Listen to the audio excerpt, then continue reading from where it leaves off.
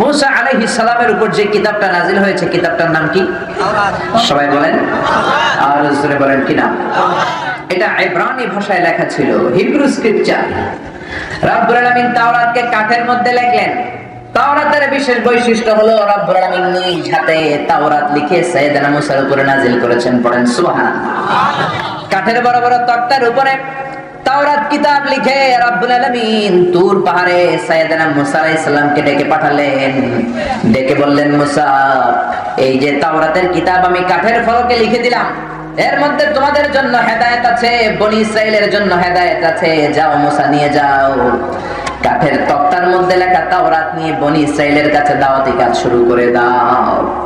মুসা আলাইহিস সালাম ছিলেন অনেক শক্তিশালী পুরুষ। উনি ভাবলেন কাঠের তক্তাগুলো তো আমি একাই নিতে পারবো। উনি নেয়ার জন্য কাঠের তক্তাগুলোতে হাত দিলেন। আল্লাহরে বললেন, আল্লাহ, আপনি যেমনটা বলেছেন ঠিক তেমনটা আমি কাঠের তক্তাগুলো কাঁধে করে নিয়ে যাব। সাইয়েদনা মুসা কাঠের তক্তাগুলো ধরলেন। এক মাথা ধরে তিনি টান দিলেন, কিন্তু নাড়াতে পারেন।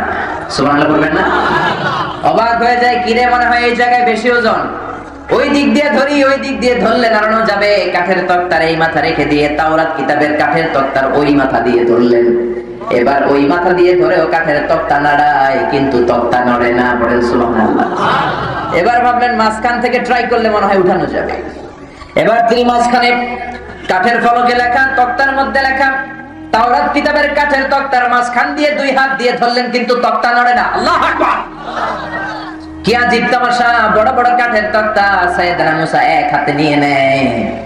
মিশরের জমিনে সাইয়েদনা মুসার মতো এত শক্তিশালী পুরুষ কি আর দ্বিতীয়টা আছে নাকি?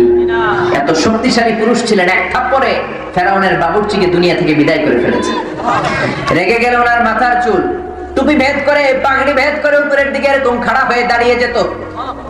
ফেরাউনের বাবুর্চিকে থাপ্পড় মেরে যখন দুনিয়া থেকে তাড়িয়ে দিলেন, সবাই বলে, মুসা, এটা যেন তেন কোনো লোক নয়, ফেরাউনের নিজের বাবুর্চি। দৌড়াও, পালাও। সাইয়েদনা মুসা আলাইহিস সালাম বাঁচার জন্য দিলেন দৌড়।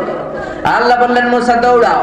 দৌড়াতে দৌড়াতে মিশরের বর্ডার শেষ করে সৌদির বর্ডারে ঢুকে গেলেন। পড়েন সুবহানাল্লাহ। ওখানে ঢুকে কিচ্ছু চিনা না, জায়গাটার নাম হচ্ছে মাদিয়ান। ওইটা আবার আরেক নবীর বর্ডার, শুআইব আলাইহিস সালামের বর্ডারে ঢুকে গেছে। জোরে পড়েন আল্লাহু আকবার। কাউরে চিনে না, পেটে প্রচন্ড ক্ষুধা। দৌড়াতে দৌড়াতে গায়ের মধ্যে শক্তি নাই, পেটে কোনো দানা পানি নাই। মাদাইন এলাকার মধ্যে ঢুকে দেখে দুইটা মেয়ে কাঁদে। কয়টা? মেয়েদেরকে জিজ্ঞেস করলো, ফামা খাতবুকুমা, কাঁদো কেন? এখানে বসে বসে গুনগুনিয়ে কাঁদো কেন? মেয়েটা বলে, তোমারে বলে লাভ কি, যাও মিয়া, আমার প্রয়োজনে আমি কাঁদি, তোমারে কেন বলবো? কেমন নবী ছিলেন, কেমন নবীর মেয়ে। পরপুরুষ দেখলে আমরা ঘেঁষিয়ে ঘেঁষিয়ে কথা বলি, কিন্তু শুআইব আলাইহিস সালামের মেয়ে মুসা নবীর সাথে কথা বলতে চায় নাই। সুবহানাল্লাহ। এজন্য খবরদার, মহিলা যারা আছেন, যাদের কানে আমার মাইকের আওয়াজ যায়, স্বামীর ফোন বেশি রিসিভ করার দরকার নাই। স্বামীর ফোন যদি কখনো রিসিভ করতে হয়, কেউ যদি বলে আপনার স্বামী কোথায়, বলবেন টয়লেটে আছে, কাট। এর সাথে সাথে কাট করে দিতে হবে, লম্বা চূড়া কোনো কথা বলা যাবে না। চিল্লায় বলেন ঠিক না? স্বামী ঘরে নাই, ওনার ফোন ধরবেন না। অপরিচিত মানুষের ফোন রিসিভ করবেন না। যদি ফোন রিসিভ করাই লাগে, এক শব্দে এক বাক্যে কথা শেষ করে দেন, কারণ কথার নাম লতা, কথার পিঠে কথা। যেরকম ঠিক না? কারণ একটু একটু করে কথা বাড়াবে। আপনার স্বামী কোথায়? টয়লেটে গিয়েছে। আপনি কে? আমি আপনার ভাবি। ও ভাবি, আপনি কোন এলাকার মানুষ? অমুক এলাকার। আরে আমিও তো এলাকার। আপনি কোন কলেজের ছাত্রী? অমুক কলেজের। আরে আমিও তো ওই কলেজের। ও ভাবি, এটা কেমন হয়েছে, ওটা কেমন হয়েছে, ঈদের ছুটি কেমন কাটালেন? ও ভাবি, 14 ফেব্রুয়ারি আসতে আর মাত্র 4 দিন বাকি। যেরকম ঠিক কিনা? ভেজাল আছে না নাই? এইভাবে পরকীয়ার পথ, বাংলার জমিনের অনেক পুরুষেরা, মহিলারা এই ফোনের পথ ধরেই, ফোনালাপের পথ ধরেই পরকীয়ার পথ তারা ছিঁড়ে ফেলেছে। চিল্লায় বলেন ঠিক কিনা? এজন্য খবরদার, বিশ্বনবী তার বিবিদেরকেও বলেছেন, সাহাবীরা জরুরি কাজে আসলে কর্কশ গলায় কথা বলবা, মিষ্টি সুরে সাহাবীদের সাথে কথা বলাও যাবে না। পরনারীর সাথে মিষ্টি সুরে কোনো কথা নয়। জরুরি প্রয়োজনে এক শব্দে এক বাক্যে কথা শেষ, লম্বা কথা বলার কোনো সুযোগ নাই। জোরে বলেন ঠিক কিনা? সাইয়েদনা মুসা আলাইহিস সালাম বললেন, কাঁদো কেন? শুআইব আলাইহিস সালামের মেয়ের নাম সফুরা। সফুরা বলে, আমি কাঁদি কেন, এটা তো জানি আপনার লাভ কি? জান মিয়া। মুসা আলাইহিস সালাম ভাবলেন, কি করিস, এলাকায় নতুন, কাউরে চিনি না, মেয়ে দুইটার কাছে যদি জিজ্ঞেস করি এলাকার নাম কি, কোন জায়গায় পানি পাওয়া যায়, কি করা যাবে, মেয়েগুলো সাহায্য করতে পারবে। সাইয়েদনা মুসা এবার মেয়েগুলোর কাছে নরম হয়ে গেলেন। মেয়ে দুটোরে বলতে লাগলেন, আমি ভিনদেশী লোক, বিপদে পড়েছি, কেন তোমরা কাঁদো, তোমাদের পরিচয় দাও। এবার মেয়েগুলা বলতে শুরু করলো, আমরা এলাকার নবী শুআয়ব আলাইহিস সালামের মেয়ে, ছাগল চড়াই, ছাগলের দুধ খাই।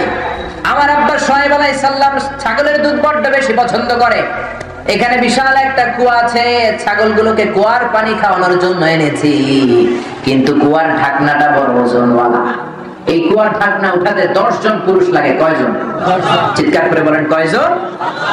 10 জন পুরুষ লাগে। এলাকার 10 জন যুবক ছেলে এসে তাদের ছাগলগুলোকে পানি খাইয়ে তারা চলে গিয়েছে। আমরা অবলা সবলা দুর্বল দুটা মেয়ে কেঁদে কেঁদে আল্লাহরে বলি, আল্লাহ কেমন করে ছাগলের পানি খাওয়াবো, কেমন করে দুধ নিয়ে আব্বারে খাওয়াবো। সুবহানাল্লাহ। এখানে মুসা আলাইহিস সালাম বললেন, তাই নাকি? এ নিয়ে তোমাদের টেনশন, কই তোমাদের কুয়া? সাফুরা দেখাই দিল, ওই যে আমাদের কুয়া, হাদা হুয়া বি'রুনা, এই হচ্ছে আমাদের কূপ। মুসা আলাইহিস সালাম কুয়ার সামনে গেলেন। কুয়ার ঢাকনার উপরে ঢাকনাটা তুলতে কয়জন যুবকের প্রয়োজন লাগে? জোরে বলেন, কয়জন? সাইয়েদনা মুসা বললেন, এই তোমাদের কুয়া, এই তোমাদের ঢাকনা। উনি ঢাকনা উঠানোর জন্য ডান হাত ব্যবহার করেন নাই, ব্যবহার করেছে বাঁ হাত। বাঁ হাত দিয়ে কুয়ার ঢাকনা এক ধাক্কা মেরেছে, ঢাকনা 10 হাত দূরে যায় পড়ছে। এই দৃশ্য দেখে মেয়ে দুইটা দিছে দৌড়। মেয়ে মনে করছে এটা জিন টিন কিছু হবে। সাইয়েদনা মুসা আলাইহিস সালাম বললেন, ভয় পেও না, আমি জিন নই, ইন্নামা আনা বাশারুম মিসলুকুম, তোমাদের মতোই মানুষ, আমি তোমাদের মতোই মানুষ। তার মানে এক একটা নবীর গায়ে পর্যাপ্ত পরিমাণ শক্তি দিয়ে দিয়েছে কে? মুসা আলাইহিস সালাম ছিলেন শক্তিশালী নবীদের মধ্যে অন্যতম। তিনিও তুর পাহাড়ের উপরে তাওরাত লেখা তক্তা উঠাতে পারে না, তক্তার এই দিক দিয়ে ধরে নড়ে না, তক্তার ওই প্রান্ত দিয়ে ধরে তখনও নড়ে না। তাওরাত লেখা তক্তাগুলোর মাঝ দিয়ে ধরে, তারপরে তক্তা নড়ে না। মনে আছে তো? না ভুলে গেছেন? এবার সাইয়েদনা মুসা আলাইহিস সালাম নরম হয়ে গেলেন, আল্লাহর ডেকে বললেন, আল্লাহ আমি তো ভেবেছি আমি একাই তুলে বনি ইসরাইলের কাছে নিয়ে যাব, কিন্তু তক্তা তো নড়ে না। আল্লাহ বললেন, আমি কি করব? সাইয়েদনা মুসা আলাইহিস সালাম বললেন, রব্বুল আলামিন জিবরাইলকে একটু বলেন আমার ভাই জিবরাইল যেন আমাকে একটু সাহায্য করে। জিবরাইল ধরবে ওই মাথায়, আমি ধরবো এই মাথায়, দুইজন মিলে টান দিলে মনে হয় তক্তা উঠবে। সুবহানাল্লাহ বলবেন না? আল্লাহ সাইয়েদনা জিবরাইলকে ডেকে বললেন, যাও জিবরাইল, তোমার কাছে সাহায্য চেয়েছে, যাও তুমি সাহায্য করো। সাইয়েদনা জিবরাইল এবার তক্তার এই মাথায় ধরলেন, সাইয়েদনা মুসা ধরলেন এই মাথায়। এবার দুইজন মিলে টান দিলেন, হেইয়া, আরো জোরে হেইয়ো। কিন্তু কি আজীব তামাশা, তক্তা তো নড়ে না। মুসা আলাইহিস সালামের গায়ে যত জোর, সব জোর একসাথে করে তক্তা টান দেয়, কোমরের রক ছেড়ে যাওয়ার অবস্থা, কিন্তু তক্তা নড়ে। কথা মনে বুঝতেছেন না? তক্তা নড়ে। সাইয়েদনা জিবরাইল তক্তা ধরলেন, জিবরাইল গায়ের জোর দিয়ে তক্তার মধ্যে টান দিলেন, কিন্তু তক্তা নড়ে। জিবরাইলের কোমরের রক ছেড়ে যাওয়ার অবস্থা। সাইয়েদনা মুসা আলাইহিস সালাম ডেকে বললেন, মাবুদ আমিও পারলাম না, ভাই জিবরাইলও পারে না। জিবরাইলের সাথে যে হাজার হাজার রক্ষী ফেরেশতা, ওই রক্ষী ফেরেশতাদেরকে বলে দেন একটু হেল্প করার জন্য। সুবহানাল্লাহ বলবেন না? আল্লাহ বললেন, যাও রক্ষী ফেরেশতারা তোমরাও হেল্প করো। হাজার হাজার রক্ষী ফেরেশতারা তক্তারে মাথায় ধরেছে, মাঝখানে ধরেছে সাইয়েদনা মুসা, ওই মাথায় ধরেছে সাইয়েদনা জিবরাইল। এবার সবাই মিলে হেইয়ো, আরো জোরে, কিন্তু তক্তা তো নড়ে না। হাজার হাজার স্পেশাল সিকিউরিটি ফোর্স এঞ্জেল ফেরেশতাদের কোমরের রগও ছিঁড়ে যাওয়ার অবস্থা। আল্লাহ ডেকে বললেন, মুসা তো টানাটানির দরকার নেই, আসলে তক্তাগুলো ভারী নয়, কিন্তু তক্তার মধ্যে যে তাওরাত কিতাব লেখা, এটা লিখে দিয়েছে কে? এটা আমার লেখা, এটা আমি নিজ হাতে লিখে দিয়েছি। এটা বোঝানোর জন্য আমি তক্তার ওজন বাড়িয়ে দিয়েছি। ঠিক না? তার মানে সাইয়েদনা মুসা আলাইহিস সালামের উপরে তুর পাহাড়ের উপরে তাওরাত কিতাব নাজিল হলো, তুর পাহাড়ের মধ্যে তক্তা দেয়া হলো, কিন্তু তুর পাহাড়ের কিছু হয় নাই। কিন্তু আল্লাহ কোরআনের ব্যাপারে বললেন, ও বিশ্বনবী মুহাম্মদ, তাওরাত কিতাবকে কাঠের ফলকে লিখে তুর পাহাড়ে দিয়েছি, তুর পাহাড়ের কিছু হয় নাই। কিন্তু কোরআনকে যদি তুর পাহাড়ের উপর নাজিল করা হতো, কোরআনের ভারে তুর পাহাড়টা ভেঙে চুরে খান খান হয়ে যেত। আল্লাহু আকবার।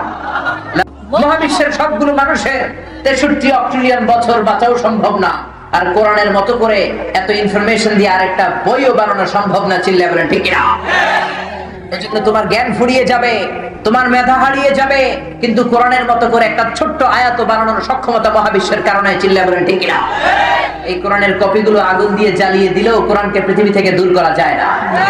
কারণ আমার হাফেজ ভাইদের কলিজার মধ্যে কোরআন আছে না নাই? মহাবিশ্বে বর্তমানে হাফেজে কোরআন রয়েছে 70 লাখ।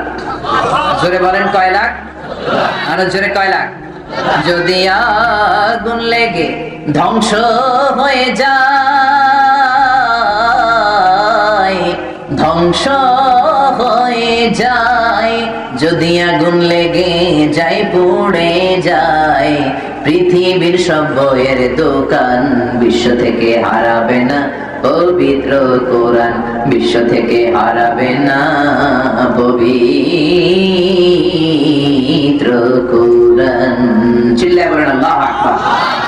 আপনি আগুন দিয়ে জ্বালিয়ে দিতে পারবেন, কিন্তু পৃথিবী থেকে কোরআন দূর করা যাবে না। ব্রিটিশরা চেয়েছিল কোরআন দূর করে দিবে, তারা লোকবল পাঠালো, রিপোর্ট দিল, yeah it's possible to destroy the holy book Quran if you make a fire on the বুক।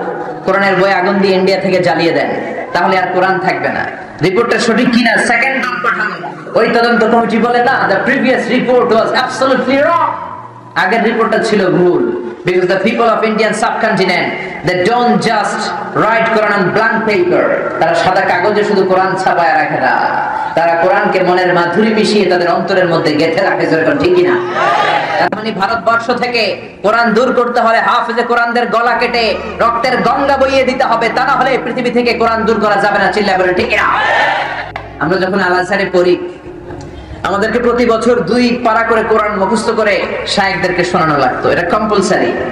আরবদের জন্য সম্পূর্ণ 30 পারা, 4 বছরে ভাগ ভাগ করে 30 পারা, 7.5 পারা করে। প্রথম বছর 7.5, তারপরের বছর 15, তারপরের বছর 22.5, তারপরের বছর 30। কিন্তু আমরা যেহেতু নন আরব, আরব দেশের মানুষ না, আমাদের কোরআন মুখস্থ করতে কষ্ট হয়। মিশর সরকার নিয়ম করে দিয়েছে, নন আরব যারা, তারা 8 পারা মুখস্থ করবে, প্রতি বছর 2 পারা। আমরা প্রতি বছর 2 পারা করে শায়েখদেরকে শোনাতাম। আমার ভাগে একবার পড়েছে এক অন্ধ শায়েখ, মানে চোখে দেখে না, তো তার সেক্রেটারি সব লিখে, রোল নাম্বার, ক্রমিক নাম্বার, ছাত্রের নাম, নাম্বার। শায়েখ শুধু কান দিয়ে শুনে, ওনাকে আল্লাহ সচল করে দিয়েছেন কান, এমন কান একবার কারো সাউন্ড শুনলে 5 বছর পরে দেখা হলো নাম বলে দিতে পারে। আমাকে ডাকা হলো, তাআলা ইয়া মিজান, তাআল। ঢুকলাম আমি, মাসমুকা ইয়া হাবিবি, তোমার নাম কি? অন্ধ, কিন্তু কিছু দেখে না। আমি বললাম, ইসমি মিজানুর রহমান। মিজানুর রহমান মাওজুদ ফিল কোরআন, তোর নাম তো কোরআনের ভিতরে আছে। আল্লাহ তাতাগাউ ফিল মিজান। শায়েখ আমারে বললেন, মিজান ইকরা মিন সূরাতিল ফাতিহা, সূরা ফাতিহা তেলাওয়াত করে শোনা। সূরা ফাতিহা তেলাওয়াত করে শোনানোর পরে শায়েখ কাঁদতে আরম্ভ করলেন, বললেন, তুই কোন মায়ের সন্তান? আমি তো চোখে দেখি না, তুই কাছে আয়, আমি হাত দিয়ে তোরে একটু ধরি। বাংলাদেশীদের কণ্ঠ যদি আপনি গোটা বিশ্বের ইন্টারন্যাশনাল প্ল্যাটফর্মে শোনেন, আপনি অবাক হয়ে যাবেন। শাইখ আব্দুর রহমান সুদাইসের কণ্ঠ শুনে চোখের পানি ছেড়ে ছেড়ে অনেক খ্রিস্টান কালিমা পড়ে মুসলমান হয়ে যায়। অনেক নাস্তিক আস্তিকতার দিশা ফিরে পায়। হজের দিন তার নামাজ দেখে অনেক খ্রিস্টান, অনেক বৌদ্ধ, অনেক নাস্তিক মুসলমান হয়েছে। চিল্লায় বলেন ঠিক কিনা? কত মোটা একজন মানুষ, গলার মধ্যে কি সুর আল্লাহ ঢুকিয়ে দিয়েছেন। চিল্লায় বলেন ঠিক কিনা?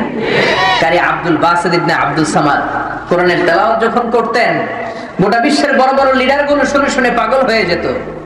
জামাল আব্দুল নাসের তখন মিশরের প্রেসিডেন্ট, আব্দুল বাসিত ইবনে আব্দুল সামাদকে নিয়ে সোভিয়েত ইউনিয়নে একটা রাষ্ট্রীয় সফরে তিনি গেলেন।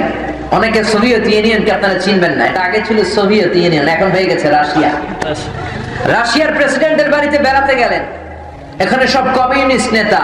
তারা বললো, আপনার সাথে এই লোকটাকে, চিকন চাকুন এই লোকটাকে। সে বলল, তিনি হচ্ছেন একজন আবৃত্তিকার। তিনি গানের আবৃত্তি করে না, কবিতার আবৃত্তি করে না, আবৃত্তি করে কমিউনিস্ট নেতারা বলে, আমরা তো রাত্রে বেলা নৈশভোজের পরে মদ খাই আর বেলি ড্যান্স দেখি। কি দেখি? জামাল আব্দুল নাসের বলে, মিশরে আমরা রাষ্ট্রীয় নৈশভোজের পরে আব্দুল বাসিত ইবনে আব্দুল সামাদের তেলাওয়াত শুনি। আপনারা যদি চান আজকের এই কমিউনিস্ট পার্টির নৈশভোজের মদের আড্ডা খানার ভেতরে আমি আমার আবৃত্তিকারক দিয়ে আপনাদেরকে দিয়ে একটু আবৃত্তি শোনাতে চাই। কমিউনিস্ট লিডাররা বলল, it's okay done, that's not a big deal, কোনো সমস্যা নাই।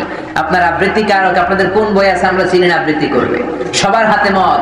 নৈশভোজের পরে কারি আব্দুল বাসিত ইবনে আব্দুল সামাদ মাইক্রোফোন হাতে নিয়ে, যেখানে বেলি ড্যান্স হয় ওইখানে কোরআন থেকে তেলাওয়াত করা শুরু করে দেখলেন আব্দুল বাসিত ইবনে আব্দুস সামাদ যখন কোরআনের তেলাওয়াত শুরু করে দেয়, সবগুলো কমিউনিস্ট নেতা মদের বোতল রেখে দিয়ে কান্না শুরু করে দিয়েছে, কাঁদতে শুরু করেছে। নৈশভোজের পরে জামাল আব্দুল নাসির বলল, বারাকুম, আপনার কি হয়েছে? আপনারা তো অর্থ বোঝেন না, মানে বোঝেন না, এই আবৃত্তি জীবনে শোনেন না, এই ধরনের তেলাওয়াতের রিসাইটেশন জানেন না, আপনারা কাঁদেন কেন? কমিউনিস্ট নেতা বলে, কেন কাঁদে জানি না, তবে যখন মাইক্রোফোন নিয়ে এসে আবৃত্তি করা শুরু করে দিয়েছে, আমাদের কলিজাটা মুহূর্তের মধ্যে ঠান্ডা হয়ে গিয়েছে। এত আত্মিক প্রশান্তি, আমাদের মনে এত জ্বালা, এত দুঃখ, ভেতরের এত শান্তি, আজকের নৈশভোজের এই আবৃত্তি শুনে যেটা আমরা পেয়েছি, আমাদের গোটা জীবনেও তেমন পাই নাই। চিৎকার করে পড়েন আল্লাহু আকবার। এজন্য তেলাওয়াতের মতো তেলাওয়াত করতে জানলে, ওই তেলাওয়াত শুনলে মানুষের অন্তর নরম হয়ে যায়। চিল্লায় বলেন ঠিক না? ইউনাইটেড স্টেটস অফ আমেরিকাতে কোরআনের রিসাইটেশনের একটা প্রতিযোগিতা হয়েছিল। গোটা বিশ্বে যত ধর্মগ্রন্থ আছে, সব ধর্মগ্রন্থ থেকে 10 মিনিট করে রিসাইটেশন হবে। The biggest holy book recitation competition located in USA, United States of America. প্রত্যেক ধর্ম অবলম্বী যত নেতা আছে তারা তাদের আবৃত্তি কারককে পাঠালেন। গৌতম বুদ্ধ থেকে পাঠানো হলো তাদের বুদ্ধদেবদেরকে, যারা সেখানে আবৃত্তি করবে। খ্রিস্টানদের মধ্য থেকে পাঠানো হলো যারা সেখানে বাইবেল পড়বে। ত্রিপিটক পড়ানোর জন্য লোক পাঠানো হলো। তারপরে মহাভারত পড়ার জন্য লোক পাঠানো হলো। মুসলিম বিশ্বে সবচেয়ে সুন্দর করে কোরআনের আবৃত্তি হয় যে দেশে, দেশটার নাম হচ্ছে মিশর। কোন দেশ? মিশর থেকে কোরআন আবৃত্তি করে শোনানোর জন্য পাঠানো হলো কারি আব্দুল বাসিত ইবনে আব্দুস সামাদকে। বিশাল বড় কনফারেন্স রুম। আমাদের সংসদ ভবনে যেমনি স্পিকার বসে, ওই জায়গায় বিচারক বসেছে। আর নিচে যারা বসে আছে এরা এমপি নয়, মেম্বার অফ দ্য পার্লামেন্ট নয়, এরা এক একজন এক এক ধর্মের গুরু, এক এক ধর্মের নেতা, এক এক ধর্মের ধর্মীয় কিতাব নিয়ে বসে আছে। তাদেরকে ডাকা হবে, তারা তাদের ধর্মীয় কিতাব তেলাওয়াত করে শোনাবে। জোরে করেন আল্লাহু আকবার। মিশরের সবাই দাড়ি রাখে না, এটা ওনাদের ট্র্যাডিশন, ক্লিন শেভ। আব্দুল বাসিত ইবনে আব্দুস সামাদের ছেলে আমার বন্ধু। আমি যে হোস্টেলে থাকতাম তার ছেলে আসতো, ইয়া মোটা, বাবা হয়েছে চিকনা, পোলা হয়েছে মোটা। আব্দুল বাসিত ইবনে আব্দুস সামাদ ঢোলা একটা জুব্বা, মিশরি শাইখেরা কারীরা ঢোলা জুব্বা পরে, গলার মধ্যে খয়েরি কালারের একটা মাফলার বা একটা চাদরের মতো পরে, নীলের জিন খুবই পাতলা, কোরআনের একটা কপি নিয়ে সবাই তাকিয়ে আছে। পেছন থেকে তিনি হেঁটে হেঁটে যাচ্ছেন, মাইক্রোফোন সামনে নিয়ে উনি তেলাওয়াত শুরু করে দিলেন। যারা ওনার বিভিন্ন ধরনের বিভিন্ন রিওয়ায়াতের তেলাওয়াত শুনেছেন তারা জানেন তিনি সূরা ফাতিহা পড়তে সময় লাগায় 13 মিনিট। এর কারণ he repeat all the time long when he recite the holy verses from the Quran. কোরআনের আয়াত যখন তিনি তেলাওয়াত করেন, উনি রিপিট করেন, তাকরার করেন। আউযুবিল্লাহ থেকে পরে আর রহমান, আবার আউযুবিল্লাহ, আবার আলহামদুলিল্লাহি রাব্বিল আলামিন, আবার বিসমিল্লাহ, আবার আউযুবিল্লাহ থেকে শুরু করেন। চিল্লায় বলেন আল্লাহু আকবার। উনি কোরআন হাতে নিয়ে মাইক্রোফোনের সামনে যে পড়া শুরু করলেন, সূরাতুল ফাতিহা তেলাওয়াত শুরু করে দিলেন।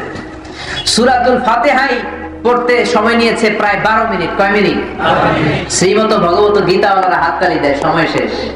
কিন্তু কি আজীব তামাশা, সব প্রতিযোগীদের জন্য সময় ছিল 10 মিনিট করে, ঘড়ির কাঁটায় দেখা যায় 12 মিনিট হয়ে যায়, কিন্তু বিচারক তো লাল বাতি চাপে না। কারি আব্দুল বাসিত ইবনে আব্দুস সামাদ ইউনাইটেড স্টেটস অফ আমেরিকা সেই কনফারেন্স রুমে দাঁড়িয়ে সূরাতুল ফাতিহা তেলাওয়াতের পরে কোরআনের সবচেয়ে চমৎকার সুরেলা সূরা আর রহমান শুরু করেছেন। আব্দুর রহমান যখন দেখলেন, আব্দুল বাসিত ইবনে আব্দুর রহমান যখন দেখলেন পুরো কনফারেন্স রুম আমার দখলে, আমার নিয়ন্ত্রণে, আমার তেলাওয়াতে পাগলের মতো সবগুলো তাকিয়ে আছে, এখনই সময় আর রহমান শোনানোর। চিল্লায় বলেন ঠিক কিনা? 12 মিনিট পরে উনি সূরাতুল আর রহমান তেলাওয়াত শুরু করে দিলেন। আব্দুল বাসিত ইবনে আব্দুস সামাদের গলার মধ্যে রব্বুল আলামিন যত সুর দিয়েছেন, ঝংকার দিয়েছেন, সবগুলো সুর ঢেলে দিয়ে সেদিন তিনি কোরআন শুরু করেছে। 15 মিনিট হয়ে গেল, বিচারক লালবাতি চাপে না, কারণ লালবাতি চাপার কথাটা তাকে ভুলাই দিয়েছে কে? চিৎকার করে বলেন কে? শ্রীমত ভগবত গীতাওয়ালারা বড় বড় চোখ করে তাকায়, কিন্তু আমাদের 10 মিনিট। এই লোকটারে এত বেশি দেয় কেন? বাইবেলওয়ালারা বড় বড় চোখ করে তাকায়, রামায়ণ যিনি তেলাওয়াত করেছেন বড় বড় চোখ করে তাকায়, কিন্তু আব্দুল বাসিতের তেলাওয়াত আছে না নাই? তেলাওয়াত ইজ কন্টিনিউইং। 15 মিনিট চলে যায়, লাল বাতি চাপে না। 20 মিনিট চলে যায়, লাল বাতি চাপে না। 30 মিনিট যখন হয়ে যায়, অর্গানাইজিং কমিটির চেয়ারম্যান দেখে না নিয়ন্ত্রণ করা কঠিন, তিনি এসে বিচারকের গায়ের মধ্যে ধাক্কা দিয়েছে। Hey man, what the hell are you doing here? Why aren't you pressing the red button? তুমি লাল বাতি চাপো না কেন? ধাক্কা দেওয়ার পরে তার হুঁশ ফিরে এসেছে, আবার বেহুশ হয়ে যায়। তিনি দাঁড়িয়ে বলতে লাগলেন, ও আব্দুল বাসিত ইবনে আব্দুস Samad, come from Egypt, there is no time limits for you, recite as you wish. ও আব্দুল বাসিত ইবনে আব্দুস সামাদ, আজকের কনফারেন্স রুমে তোর জন্য সময়ের কোনো ধারাবাধা নিয়ম নাই, তোর যত মনে চায় তুই পড়ে যা।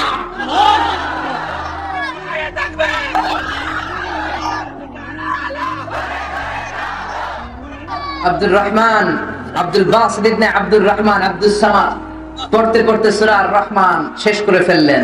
পুরো কনফারেন্স রুমে পিনপতন নীরবতা, কোনো আওয়াজ হয় নাই। গোটা মানুষের চোখ দিয়ে সেদিনও পানি ঝরিয়েছিলেন কে? যেহেতু কম্পিটিশন আন্তর্জাতিক কম্পিটিশন, মামলা হয়েছে আন্তর্জাতিক আদালতে। বলেন তো আন্তর্জাতিক আদালতটা কোথায়? দি হেগ, সুইজারল্যান্ড। দি হেগের আদালতে তাকে ডাকা হয়েছে। মাননীয় আদালত তাকে কাঠগড়ায় দাঁড় করিয়ে জিজ্ঞেস করা হলো, ইউ আর দ্য জাজ of the international competition, you have given 10 minutes for Bible, 10 minutes for Ramayana, 10 minutes for Tripitaka, why have you given extra 30 minutes for Muslims community? তোমার কথা ছিল সবাইকে 10 মিনিট করে দেয়া, বাইবেলের দিছো 10 minute, ত্রিপিটককে 10 minute, Shrimad Bhagavad Gita ওলাগরে 10 minute, কোরআনদের 30 minute দিলি কেন? why have you made the partiality between the books? তুমি পার্সিয়ালিটি করলা কেন? বিচারক বলে, মাননীয় আদালত, I have a humble question to you. আপনার প্রশ্নের উত্তর দেওয়ার আগে আমার একটা উত্তর দেন। মাননীয় আদালত কয়, কিরে, সুইজারল্যান্ডে এত বছর ধরে আমি জাজ থাকি, প্রধান বিচারপতি, কেউ আমারে প্রশ্ন করার সাহস পায় না, এটা আমারে প্রশ্ন করে কেন? কাঠগড়ায় দাঁড়িয়ে বলে, I have a question to you, humble question. বিনয়ের সাথে আমি একটা প্রশ্ন করতে চাই।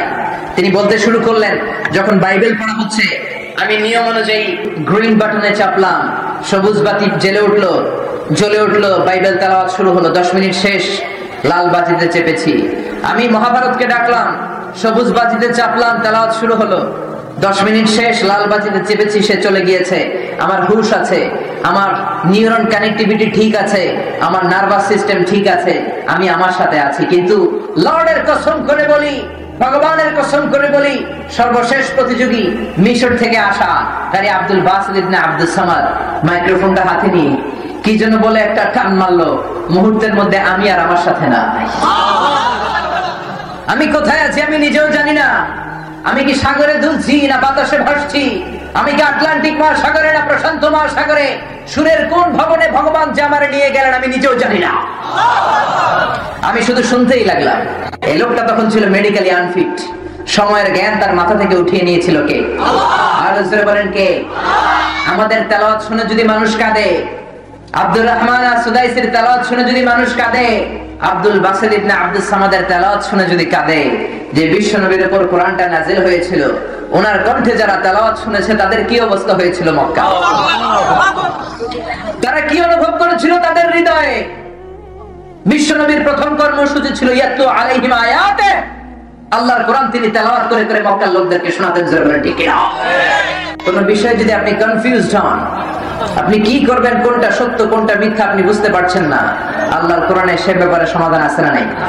এইজন্য কোরআনের একটা নাম আল্লাহ দিয়েছেন আল ফুরকান। কি নাম? আল ফুরকান। ইফাররিকু বাইনাল হক ওয়াল বাতিল, হক আর বাতিলের মাঝে পার্থক্য করে দেয়। ইট ডিফারেন্সিয়েটস বিটুইন রাইট এন্ড রং, ভুল এবং শুদ্ধের মধ্যে পার্থক্য করে দেয়। ইফ ইউ ওয়ান্ট টু জাজ সামথিং, জাজ বাই দ্য হোলি কোরআন। কোন কিছু জাজ করতে চাইলে কোরআন দিয়ে করেন। If you want to test something, test with the Holi কোরআন। কোন কিছু টেস্ট করতে চাইলে কোরআন দিয়ে টেস্ট করেন।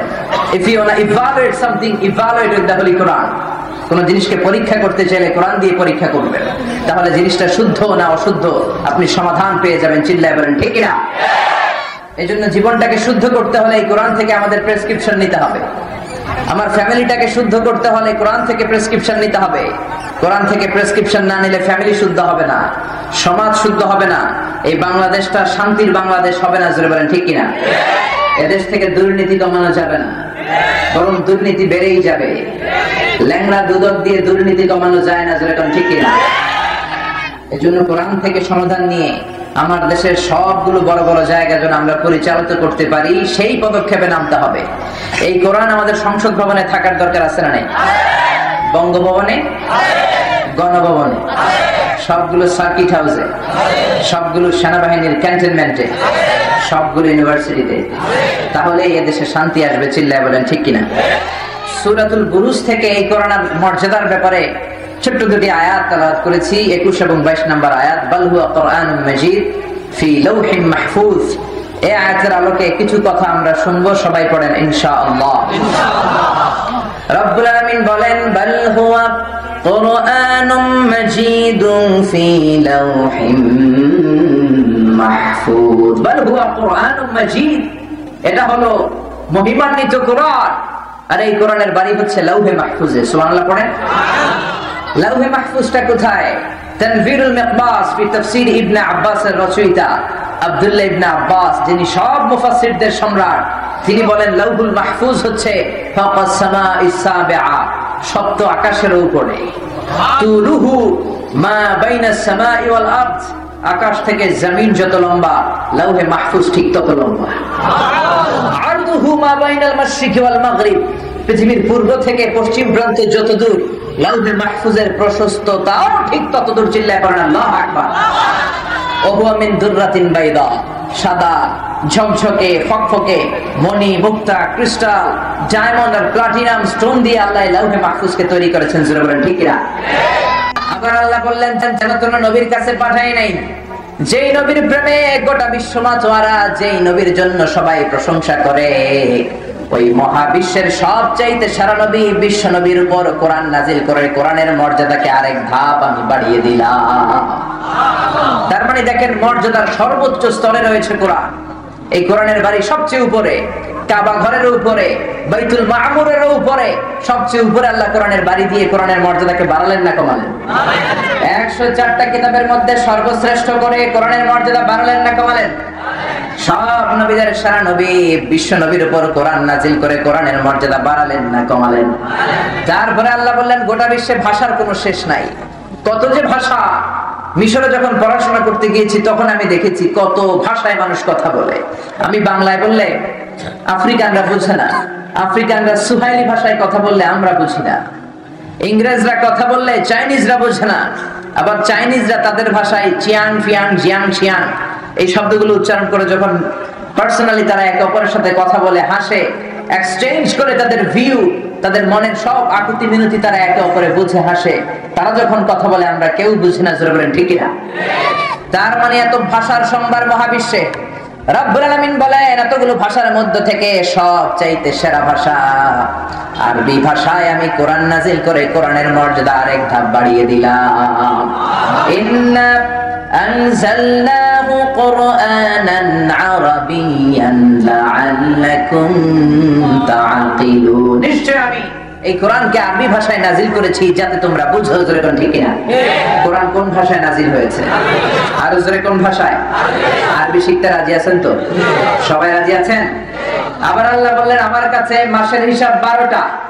এক বছরে মাস কয়টা? সবাই বলেন, আরো জোরে বলেন। আল্লাহ বললেন, 12 মাসের যে কোনো মাসে এই কোরআন আমি নাজিল করতে পারতাম, কিন্তু 12টা মাসের যে কোনো মাসে আমি কোরআন নাজিল করি নাই। সাইয়্যিদুশ শুহুর, 12টা মাসের সেরা মাস রমজান মাসে কোরআন নাজিল করে কোরআনের মর্যাদা আরেক ধাপ বাড়িয়ে দিল কে? শাহরু রমাদানাল্লাযী উনজিলা ফীহিল কুরআন, রমজান মাসটা হলো এমন মাস যে মাসে কোরআন নাজিল করেছেন কে? আল্লাহ। আর জোরে কে? আবার রমজান মাসের মধ্যে কখনো 29 দিন পাই, আবার কখনো কখনো রমজান মাসে আমরা 30 দিন পাই। 29 দিন পেলে তারপরের দিন আমরা ঈদ পালন করি। জোরে বলেন ঠিক কিনা?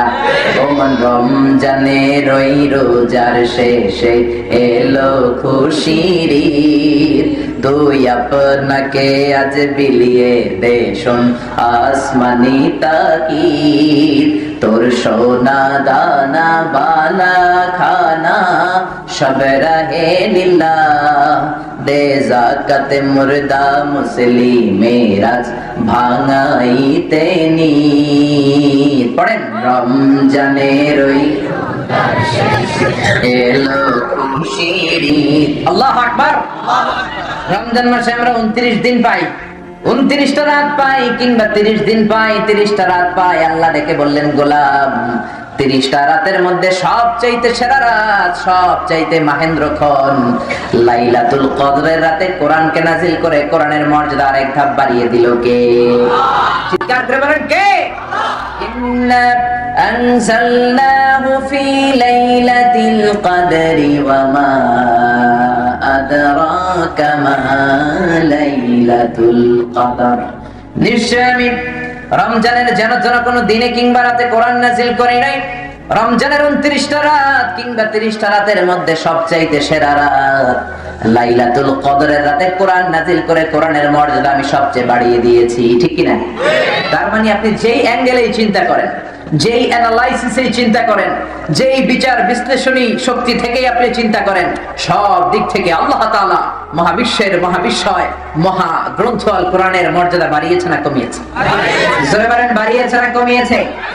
আবার এই কিতাব এমন কিতাব, এই কিতাব পৃথিবীর সবচাইতে পাওয়ারফুল কিতাব, the resource of power in the world, the book of books, the most powerful book in the world, পৃথিবীর সবচাইতে শক্তিধর কিতাব, ক্ষমতা পূর্ণ কিতাবের নাম হচ্ছে কোরআন। জোরে বলেন ঠিক না? ফেনা বের হয়ে যেত পাগলের মতো কোরআনকে মেমোরাইজ করার জন্য, হেফজ করার জন্য তিনি পাগল পাড়া হয়ে যেতেন। আল্লাহ বিশ্বনবীর সান্ত্বনা দিলেন, ডেকে বললেন বিশ্বনবী পাগলের মতো কোরআন পড়ার দরকার নাই, কোরআনে আয়াত করতে করতে পড়তে পড়তে মুখ দিয়ে ফেনা বের করার দরকার নাই। জিব্রাইল যখন আপনার কাছে কোরআন পড়ে যাবে, জিব্রাইলের পরে বিসমিল্লাহির রহমানির রহিম বলে আপনি কয়েকবার তেলাওয়াত করে ফেলেন, ওই কোরআনটাকে আপনার সিনার মধ্যে ঢুকিয়ে দেওয়ার দায়িত্ব আমি আল্লাহ নিজেই নিয়ে নিলাম। বিশ্বনবী পাগলের মতো রিসিভ করতেন। এত পাওয়ারফুল কিতাব হচ্ছে এটা, এত মর্যাদাপূর্ণ কিতাব, এত স্ট্যাটাস হওয়া কিতাব। এই কিতাবের আয়াতগুলো যখন বিশ্বনবীর উপর নাজিল হতো, বিশ্বনবী আয়াত রিসিভ করতে যে ঘেমে যেতেন, চেহারাটা লাল হয়ে যেত। মায়েশার বর্ণনা, শীতের প্রচন্ড শীতের রাতে হাত্তা ইয়াতাফাসসাদু আরাকান, হাত্তা ইয়াতাফাসসাদু জাবিনুহু আরাকান, শীতের রাতে, প্রচন্ড শীতের রাতে কোরআন যখন বিশ্বনবী রিসিভ করতে যেতেন, কোরআনের ভারে, কোরআনের পাওয়ারে বিশ্বনবী শীতের রাতেও ঘেমে ঘেমে একাকার হয়ে যেতে। প্রচন্ড মাঘ মাসের শীত, শীতের চোটে মানুষ কম্বল গায়ে দেয়, চাদর গায়ে দেয়। ওই রাতে যখন বিশ্বনবী কোরআনকে জিব্রাইল থেকে রিসিভ করতেন, কোরআনের ভারে, কোরআনের পাওয়ারে বিশ্বনবী ঘেমে ঘেমে দাড়িগুলো বেয়ে বেয়ে, চিবুক বেয়ে বেয়ে ঘাম ঝরতে শুরু করতো, চিৎকার করে পড়েন আল্লাহু আকবার।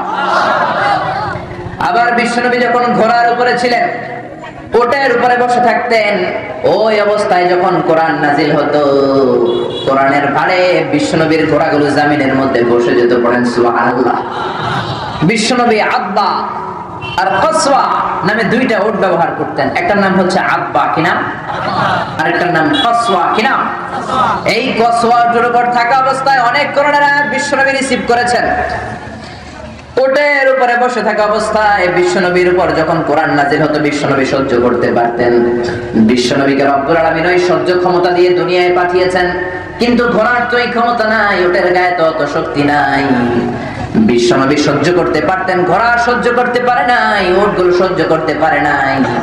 ঘোড়ার উপরে, ওটের উপরে বসা অবস্থায় কোরআন নাজিল হলে মুহূর্তের মধ্যে ঘোড়াগুলো, ওটগুলো জমিনের মধ্যে বসে যেত। আবার মাঝে মাঝে আদর করে বিশ্বনবী কিছু প্রিয় সাহাবীদের পায়ের মধ্যে মাথা রেখে ঘুমাতেন। সুবহানাল্লাহ পড়বেন না?